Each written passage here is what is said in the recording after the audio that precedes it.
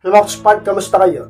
At wala na yung mga Spark, pag-usapan po natin na mga bagay na pwede mo subukan para maging special ka sa isang lalaki.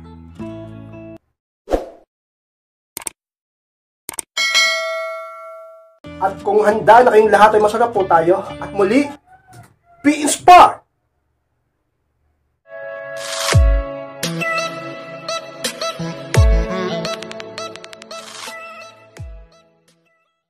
At ang unang bagay na pwede mong subukan para maging special ka sa isang lalaki, huwag palaging available o pumakas pa din ang unang bagay na pwede mong subukan upang ang isang lalaki ay maging mas lalong special ka sa kanya. Bakit? Kapag yan ang sinubukan mo na hindi ka palaging available, siyempre naman mas lalo ka magiging mahalaga.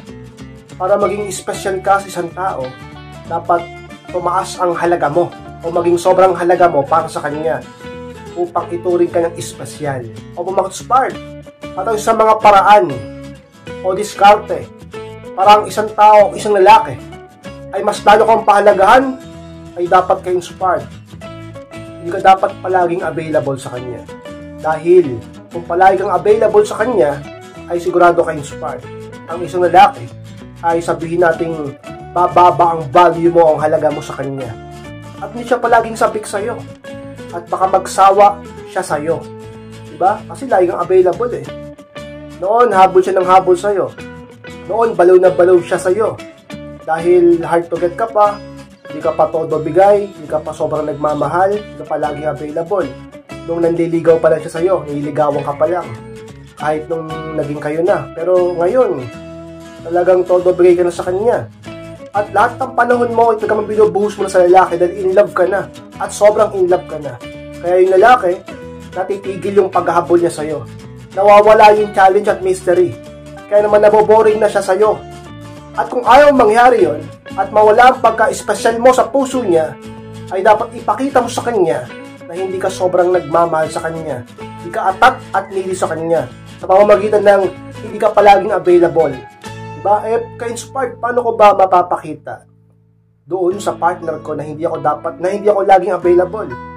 O halimbawa, sabihin natin na hindi ka mabilis mag-reply, hindi ka palaging nagme-message kasi busy ka. Diba? Hindi ka available ngayon para mag-reply sa kanya.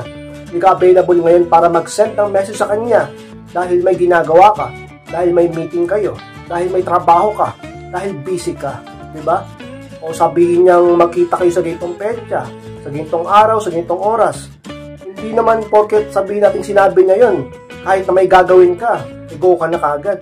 Ipaliwanag mo sa kanya. Ang problema sa iba, kahit may gagawin, kahit busy, sige lang ng sige. Kaya tuloy napapabayaan yung trabaho dahil sa lalaki. Kaya tuloy nasisira ang buhay dahil sa love life na yan. Walang masama mag-love life, walang masama magmahal o umibig sa isang lalaki o babae. Pero laging tandaan, dapat balanse ang buhay. Sapagkat lahat ng sobra ay hindi maganda. Alamin mo ang priority mo. Ayusin mo ang buhay mo. Gamitin mo ang utak mo. Huwag puro puso ka-inspired. Sapat nang dapat sa lahat ng panahon. Huwag kang laging magparamdam at huwag kang laging available upang mas lalo kang maging mahalaga at espesyal sa kanya, sa partner mo ka-inspired. At ang pangalawang values na pwede mong subukan para maging espesyal ka sa isang lalaki, palagi kang ngumiti o mag-smile kapag nagkikita kayo. O mag-smile din ang pangalawang sikreto dyan na pwede mong subukan. Ka-inspired. Ganun ba yun? Kailangan palagi akong mag-smile o ngumiti kapag nagkikita kami? O mag-smile, mas lalo ka magiging espesyal sa isang lalaki. Bakit?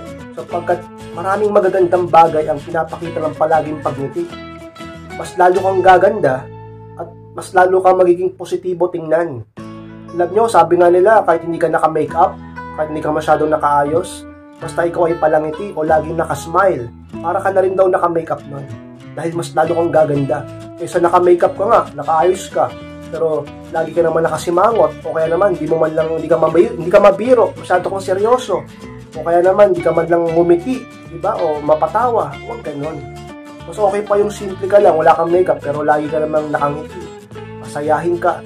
Mas lalo ka maging espesyal sa mga tao sa paligid mo, lalo sa partner mo. So, sa mga sikreto ka-inspire, lagi mong gawin, subukan mo at tingnan mo. Sa katagalan, magiging masaya kayo. At ang partner mo ay mas lalong gagana ng loob sa'yo. Dahilan kung bakit mas lalo kang magiging special sa kanya. Sikreto upang ang isang lalaki ay mas lalo kang pahalagahan. Paano kanya mas lalong papahalagahan?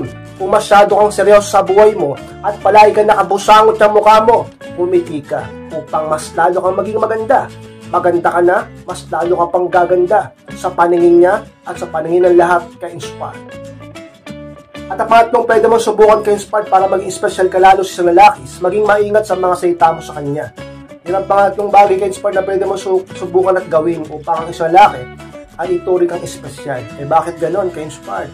Alam nyo mga ka-inspire na mga kalalaki yan, mas lalo naming minamahal, mas lalo naming respeto, pinapahalagaan at ginagawang espesyal sa buhay namin ang mga babae na talaga namang marunong ding rumispeto sa amin. Totoo yan. Sabi nga ng mga nating matatanda, ang mga babae, ang pinakailangan nyo ay pagmamahal. Ang mga lalaki naman, ang pinakailangan namin ay respeto. Kaya kung gusto mo na ang asawa mo, ang mister mo, o kaya naman ang boyfriend mo, ay mas lalo kang pahalagaan, mas lalo kang maging espesyal sa kanya, rumispeto ka sa kanya. At talaga namang para makaiwas na rin sa away, pagiging toxic ng isang relasyon, pag-isipang mabuti ang mga sasabihin mo sa kanya. Tandaan nyo, kapag nasabi mo na, di mo na ito mababawi pa. Kapag nakasakit ka na, talagang manasaktan mo na siya. Ibang sabihin ng iba kay Inspired, mag-iingat ako sa mga sabihin ko sa kanya, pero siya naman, grabe magsalita sa akin. Minumura pa ako, ang sakit magsalita. Talaga naman kay Inspired, walang pakialam sa nararamdaman ko. Ulitin ko muli, gagaya ka ba? Ganun din ba ang gagawin mo? Paano kayo magiging maayos kung parehas kayo nagaganyanan? Diba? Anunin mo ang masama ng kabutihan. Maging mabuti ka pa rin. Siyempre may hangganan. Kapag maging mabuti may hangganan. Kapag sobra nang ginagawa sa'yo, pag palagi kang sinasaktan, pinagsasalita ng masama, di siya nagbabago kahit dumaan ng mahabang panahon. At palagi kang lumuluha, at palagi kang talaga namang na-stress ka na sa kanya, alam mo na ang dapat mong gawin. Diba? Sila ang buhay. Piliin mong maging masaya. Kung hindi ka maging masaya sa kanya, lagi ka nasasaktan, sabihin natin, humingi ka muna ng space o mag-no-contact ka muna. O kung talagang wala ng pagbabago sa kanya, tapusin mo na, diba?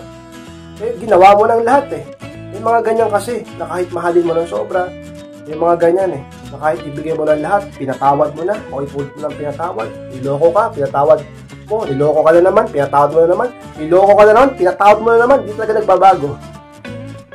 Deserve niya na iwanan. Deserve niya na sabi nating layuan o hiwalayan. Pero kung kaya namang ipaglaban. Lalo na kung may mga anak na kayo. Diba? So yun sa mga bagay na pwede mo subukan ka-inspire. Talaga naman para makaiwas sa pag-aaway, at sigurado ako, maniwala ka man sa hindi, mahalata mo man na hindi, ipahalata man ng lalaki o hindi, sabihin man niya o hindi, magiging special ka lalo sa kanya. Totoo yan. Dahil paano ka magiging special sa isang tao kung ang mga salita mo hindi mo pinag-iisipan sa kanya at nakakasakit ka din sa kanya ka-inspire. At ang pang-apat na pwede mong subukan ka-inspire upang isang lalaki mas lalo ka mag-special sa kanya is huwag laging magparamdam. Yan ang pang-apat ka-inspire. O mag-inspire, huwag kang laging magpaparamdam sa kanya. Hindi ka dapat laging nagte-text, hindi ka dapat laging nagte-chat, at mas lalong hindi ka dapat laging pamatawag sa kanya. Lalo na kapag alam mo may ginagawa siya, kapag alam mo busy siya. Ang problema sa inyo, napaka-needy. Maya't maya nagme-message. Gusto maya't maya mag-usap kayo. Yung iba sa inyo, gusto maya't maya magkikita kayo. Kaya Inspired, hindi ganyan ang buhay. Mas lalong bababa ang value mo sa isip at puso niya kapag ganyan ka. At hindi ka maging special sa kanya. Dahil ang mga taong espesyal, sila yung mga taong mahalaga ang oras. Paano ka maging espesyal sa kanya kung pinapakita mo na low value ang oras mo? Ang oras ang isa pinakamahalaga kaysa sa pera. Ang oras ang isa sa mga pinakamahalagang bagay sa mundo. Gawin mong mahalaga ang oras mo. Pakita mo sa kanyang mahalaga ang oras mo. Kanya lagi magparamdam. Hindi porket nag-message siya, nagmamadali ka. Naig mo pa yung kidnap sa bilis. Hindi naman ganun ka-inspired. Papakita mo sa kanyang sobrang mahal mo siya. Dapat matuto kang magpa-miss, magpa-keyboard, magpa-hard to get. Matuto kang sabihin natin ipakita sa kanya na hindi lang sa kanya umiikot ang mundo mo, hindi lang sa kanya hindi lang siya ang nagdudulot ng ligaya sa iyo, at hindi ka atat, sabik at naghihintay lang sa kanya. Pakita mo na sabihin natin marami kang pinagkakabalaan at hindi lang siya. Diba? Ganyan yan. Mas lalong maghahabol sa iyo ang lalaki pag ganyan. Mas lalo siyang mababalo sa iyo. Bakit? Siyempre, naghihintay siya.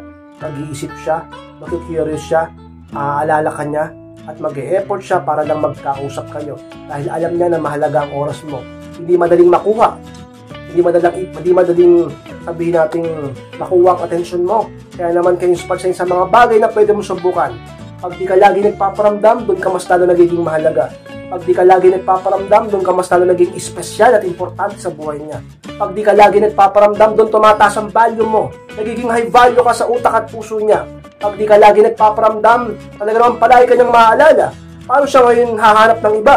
Paano siya ngayon titingin sa iba? Paano siya ngayon mapupukaw at talaga namang mapufocus sa iba kung ikaw ang tumatakbo sa utak niya? Bagay na totoo ka-inspired upang isang lalaki ay di kayo pagpalit sa iba at maging espesyal ka lalo sa puso at buhay niya. Huwag kang laging magparamdam. Pakita mo na i-value ka at hindi ka atat sa lalaki ka-inspired. At naman naman pwede mo subukan ka-inspired para mag-espesyal ka sa isang lalaki. Mahalin mo ang mga taong espesyal sa buhay niya. Yan ang panglima ka-inspired o kung maka-inspired. Siyempre ang isa sa mga paraan at sa pinakasikreto upang mas lalo kang mahalin, pahalagahan, maging espesyal ka sa isang tao ay makita niya na pinapahalagahan mo ang mga taong mahal niya. Diba? Halimbawa, yung mga magulang niya, mga kapatid niya, diba? Mga mahal niya sa buhay, kahit yung alaga niyang aso, kung ano mang pet yan, pinapahalagahan mo, yung mga taong mahalaga sa kanya, ay talagang magiging espesyal ka. Totoo yan. Kahit naman ako makita ko yung isang babae, mahal yung magulang ko.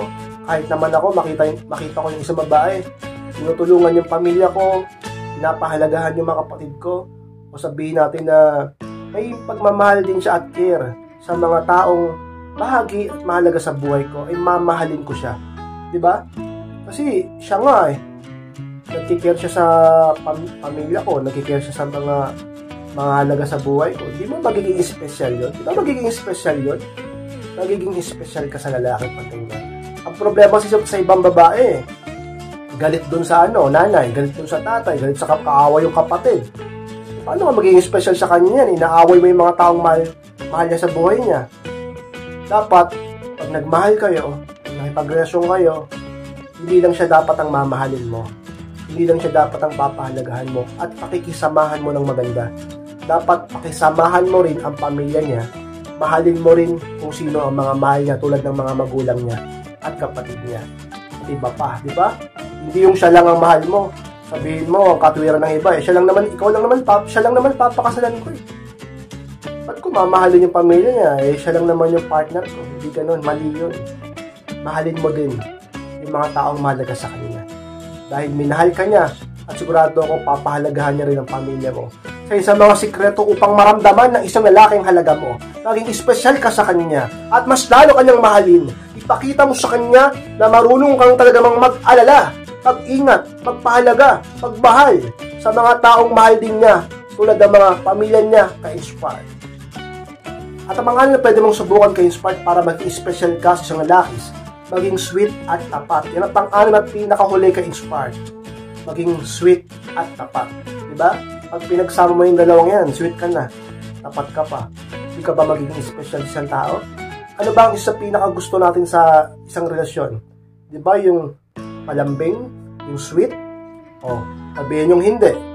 Gusto yan, lalaki ba ng babae? Gusto yung sweet. Kahit suplada, kahit suplado. Kahit masungit, kahit seryoso, professional man o hindi. Gusto yung may lambing, gusto yung sweet. Ano pa isa? Yung pagiging tapat sa isang pinakahinahanap ng tao. Diba? Parang rare na nga yan parang bihira na yung ganyan tao sa mundo. Madami kasi ngayon, pag talikod mo, iba na yung kausap. Pag magkalayo kayo, iba na yung kasama. Pag nag-away lang kayo ng konti, maghahanap ng iba. Konting problema, magpapalambing sa iba. Ay ganyan ba yun? Kaya pag kayo nakatagpo ng isang tao na tapat sa inyo, paalagahan nyo. Dahil bibihira na lang yan. Sabi natin medyo marami pa sila. Ba't sigurado ka bang marami pa yung mga yan? Kalat na yung mga yan. Swerte nyo pag nakatagpo kayo. Lagi mong tatandaan. Lagi nyo tatandaan. Lalo na ngayon na nasa social media, generasyon na tayo, marami ng manloloko, marami ng cheater, marami ng talaga namang hindi tapat. Talaga naman ka-inspired, maging tapat ka. At pag nakatagpo ka ng isang taong tapat, mahalin mo siya. Huwag siya pakawalan. Dahil pag pinakawalan mo yan, baka yung susunod ay talagang malulungkot ka na. Dahil hindi ganon. Diba? Maging sweet ka, maging tapat ka, maging special ka sa kanya. Patunayan mo sa kanyang tapat ka, patunayan mo sa kanyang malambing ka. Huwag naman sobrang lambing. Tamang lambing lang. Maging importante ka sa buhay niya. Diba? Kabaliktaran, pag di ka ganyan, iiwanan ka pa niya. Diba? Ipagpapalit ka pa niya at hindi siya magtitiis sa'yo. Kapag kabaliktaran ng ganyan ang pinakita mo, di ka malambing, manluloko ka pa. Diba? Pero pag ganyan, sigurado ako, magiging special ka sa puso niya. So mga kapalalo po, maraming salamat po mga kaspart sa pagtapos ng vlog nito. Sige pong kalimutan na mag-like, comment, share na rin po upang makatulong din tayo sa iba, sa mga hindi pa po nakasubscribe, ay pasensya na po mga kaspart at click ko na rin po notification bell upang maging updated kayo pag may bago akong upload. Sa mga gusto magpa-advise or magpa-coaching, ay pakibase lang po ako sa Facebook. Ayun po yung profile picture ko, pakichat lang po ako mismo magre-reply sa mga message nyo. Pag-usapan natin yung mga problema sa pag-ibig and relationship. Maraming salamat mga kaspart, mag-ingat kayong lahat, mahal ko po kayo, at muli, be inspired!